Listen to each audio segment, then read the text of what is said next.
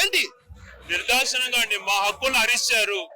మాకున్నటువంటి మంచి జరిగేటువంటి ప్రాంతాన్ని ఈరోజు నిర్దాక్షిణంగా చిచ్చు పెట్టి ప్రొసీజర్ ప్రకారం చేయకుండా అన్యాయంగా ప్రజాస్వామ్యానికి విరుద్ధంగా నోటిఫికేషన్లు ఇచ్చి మా యొక్క వాదనలు కూడా వినకుండా ఈరోజు ఇక్కడి నుంచి హెడ్ క్వార్టర్స్ తరలిస్తున్నారు. ఇది చాలా బాధాకరం అండి. మేము చాలా రోజుల నుంచి చెప్తున్నాను ఇదేదో కుట్ర దాగుంది అని.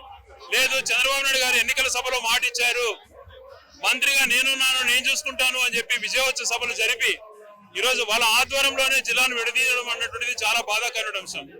రాజకీయాల్లో చిత్తశుద్ధి ఉండాలండి. ఈరోజు రాజకీయ కోణంలో దీన్ని వాడుకోవాలన్నటువంటి ప్రయత్నం నేను చేయలేదు.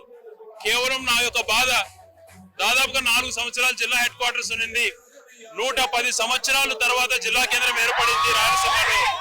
ఇప్పుడు ఈ ప్రాంతాన్ని విడదీసి ఏం సాధిస్తారు? ఇక్కడ యొక్క ప్రజల యొక్క బాధను వినండి. ఇక్కడ యొక్క ప్రజలు ఏ విధంగా ఘోషిస్తున్నారో చూడకుండా ఏకపక్షంగా నిర్ణయం తీసుకోవడం సమంజసం కాదు అని చెప్పి గట్టిగా అడుగుతున్నాను.